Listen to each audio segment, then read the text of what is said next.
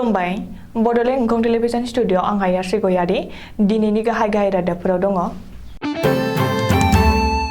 खुंगा गुथि बावखुंग्रि फोरबोआ दिनैनिफ्राय जागायबाय। बिपिएफजों गोरोबथाया बिधान सभानि सिङावल' बुंदों लरेन इस्लारि। बिटिसि सोरखारा पिएइचडि स्कलार आइआइटि एनआइटि आरो एमबिबिएस फरायसाफोरनो राङारि अनसुंथाइ रानदों। बाक्सायाव दायनानि सन्देहजों बैसोगोरा बिसि-फिसायखौ बुथारदों। अन्ध्र प्रदेशआव खारफुनाय ट्रेनजों हुख्रेम जानानै 7 जिउ खहा, गोबां जोखोम। सनारिनि 2 नं लालथि फोथाराव बिस गोनां मैखुन जानानै थैनाया 7 जाबावबाय। गुवाहाटी बसिसआव सासे ड्राइभारनि गाग्लोबनायाव हेन्डिमेना जोखोम जादों। दानिया फैदो आबुं रादाबाव।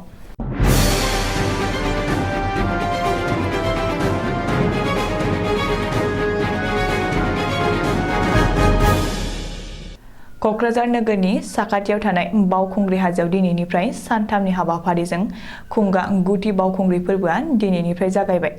सिगां बोसोरफोरनि बादिनो देग्लायबो बिटिसि खुंथायनि बानजायनायाव गुबुन गुबुन हारि माहारि धोरोम बोरों बासियालासे गुथि बावखुंग्रि फोरबोखौ सानथामनि हाबाफारिजों खुंनाय जादों।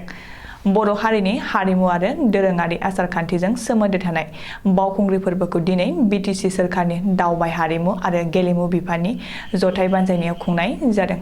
दिनै गिबि सानाव गुथि बावखुंग्रि फोरबोखौ बिटिसिनि गाहाय प्रमद बर'आ रिबन हास'नानै आरो फिरफिला बिरहोनानै बेखेवनानै होयो। गुथि बावखुंग्रि फोरबो बेखेवनाय हाबाफारियाव प्रमद बर'जों लोगोसे बिटिसिनि गोबांसा मावफुं सोद्रोमा एमसिएलए आरो बानजाय आफादनि सोद्रोमाफोरजों लोगोसे ओनसोलनि रायजो राजाफोर आरो बादायारिफ्रा बाहागो लायो।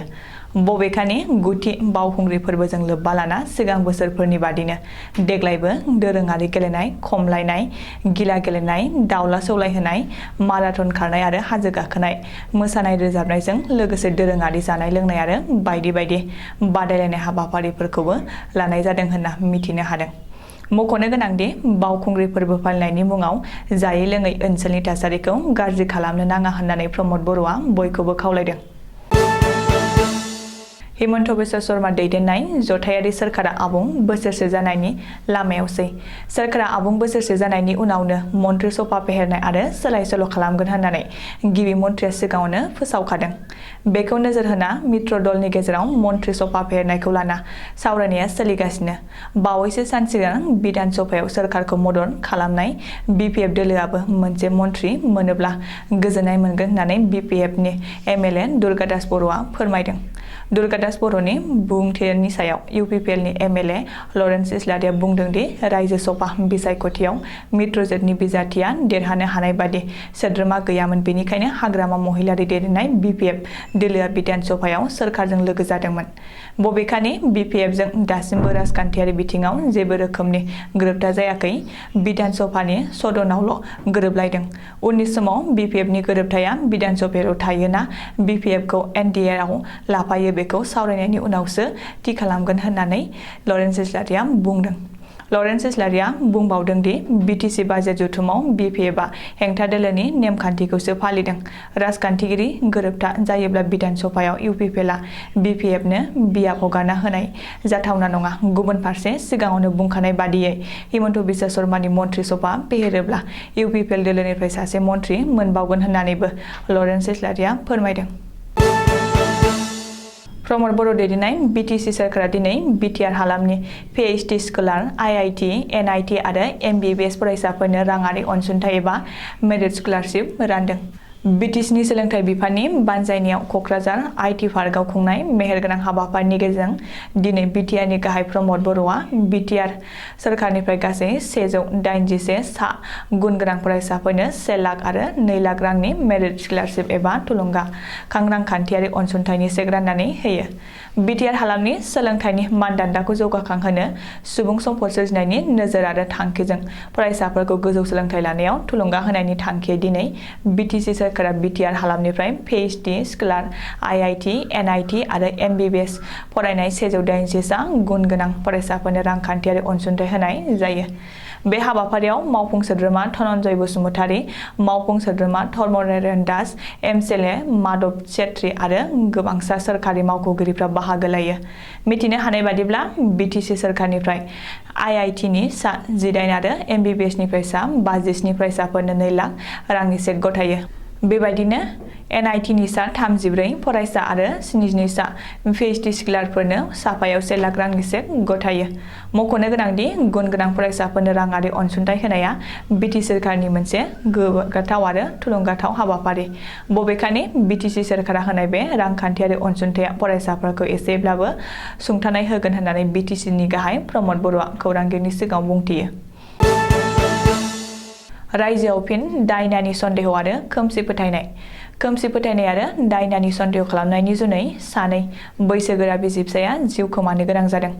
बे जाथाया जादों बाक्सा जिल्लानि दुमनि पुलिस थानानि बेन्दोङाव थानाय दुमनि साहा बागाननि 10 नं लाइनआव दायनिनि सन्देहजों बुथारजानाय 2 बिसि-फिसायखौ बालामदिना तिर्की आरो शुक्र कासुआ होननानै सिनायथिदों।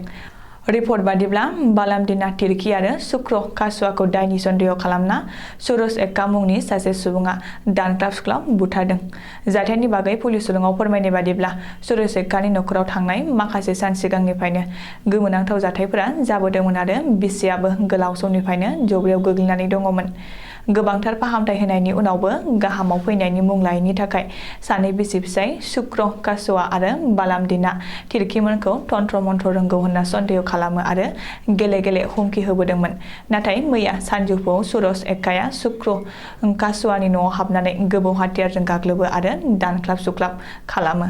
बे जाथायाव 2 बैसोगोरा बिसि-फिसाय तिर्की आरो शुक्र कासुआया जाथायसालियावनो जिउ गोमायो। बे जाथायाव बारबादि गोसारनायनि उनावनो ओनसोलाव समखिखांनाय थासारि सोमजियो। जाथायनि बागै खौरां मोनना दुमनि पुलिसआ जाथायसालियाव थाङो आरो 2 सुबुंनि गोथै सहखौ बोखांनानै मुसलपुर सिभिल हस्पिटालाव दैथायहरो। ओरैहाय शुक्र कासुआ आरो बालामदिना तिर्कीनि फिसाजो एजाहार होनाय बायदि दायनिगिरि सुरज एक्काखौ पुलिसआ हमनाय जायो होननानै मिथिनो हादों।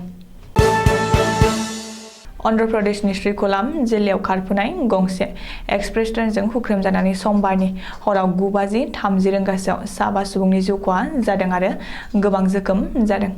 बे जाथायाव सिगादाम आरो सिपुरुपल्ली रेल स्टेशननि गेजेराव जादोंमोन। रेल बिफाननि सुलुङाव फोरमायनाय बादिब्ला आसामनि जिलसर रेल स्टेशननिफ्राय कायामबाटारसिम थांनाय 12515 नम्बरनि रेलनिफ्राय माखासे हान्थियारिफोरा ट्रेननि चेनखौ बोनानै लामा ससेयाव ओंखारदोंमोन आरो गुबुन मोनसे रेल लाइनखौ बारस'नाय समावनो मुम्बाइ कर्नाटक एक्सप्रेस ट्रेनआ सौख्लायफैनायाव बे जाथाया जादों। जायगायावनो 5 थैखादों आरो गोबां जोखोम जादों। आथिखालाव रेल बिफाना थैनाय हान्थियारिफोरनि जेबो गुमुर मिथिथ'वाखै होननानै मिथिहोदों। श्रीकाकुलम जिल्लानि जिल्ला बेंगिरि श्रीकेश बि लाटारकआ खौरांखौ मोननाय लोगो लोगोनो बै जायगायाव थांनानै रैखाथिनि खामानिखौ थाबैनो मावदों होननानै मिथिहोदों। बे जाथायनि सायाव अन्ध्र प्रदेशनि गिबि मन्थ्रि YS जगन मोहन रेड्डीआ जोबोद दुखु मोननाय फोरमायदों आरो हानायमानि जाब्रबथाय जाजानाय दुखुथिया सुबुंफोरखौ हेफाजाब होगोन होननानै बुंबावदों। चराइदेउ जिल्लानि 2 नं लालटि फोथाराव हाग्रानि बिस गोनां मैखुन जानानै थैनाय सुबुंनि अनजिमाया गासै 7 जाबाय। मख'नो गोनांदि समबारखालि बिस गोनां मैखुन जानानै गासै 4 सुबुंनि जिउ खहा जादोंमोन। बेनि उनाव 4 गोब्राब जोखोम जानायफोरखौ डिब्रुगड़ मेडिकेल कलेज हस्पिटालाव देहा फाहामथायनि थाखाय थिसननाय जादोंमोन। नाथाय समबारनि मोनायाव चम्पा कर्माकार 24 बोसोर बैसोनि, हरुमाय कर्माकार 19 बोसोर बैसोनि, रिता केवट 40 बोसोर बैसोनि साथामबो थैनो गोनां जायो। आथिखालाव बिसोरनि जसन गौर 35 मुंनि सासे लाइमोना जिउ आरो थैनायजों डिब्रुगड़ मेडिकेल कलेज हस्पिटालाव जुजिगासिनो दं होननानै सुलुङाव फोरमायदों। मख'नो गोनांदि सिगां बिसोर बयखौबो सनारिनि राजापुखुरी सिभिल हस्पिटालाव देहा फाहामथायनि थाखाय थिसननाय जादोंमोन। नाथाय हालोदा बांद्राय गोब्राब जानायलाय उननि समाव डिब्रुगड़ मेडिकेल हस्पिटालाव दैथायहरदोंमोन। गुवाहाटी नोगोरमानि बसिसआव सन्जीब बरा मुंनि सासे मेजिक ड्राइभारा समबारखालि गावनिनो लोगो हेन्डीमेन बकुल मेद्दिखौ देगारजों सुख्लाबनानै गोब्राब जोखोम खालामदों। सुलुङाव फोरमायनाय बादिब्ला सन्जीब बराया हेन्डीमेन बकुल मेद्दिखौ गावनि गारियाव हान्थियारिफोरखौ बुथुमनो रोङिनि थाखाय गाज्रि रावजों रायदोंमोन। बेनि उनाव मंगलबारखालि फुंनि समाव सानैनि गेजेराव नांज्लायनाय जादोंमोन। आथिखालाव दायनिगिरि सन्जीब बराखौ बसिस पुलिसआ एरेस्ट खालामबाय होननानै सुलुङाव फोरमायदों। दिनैनि रादाबा एसेनोसै, गोजोन्थों।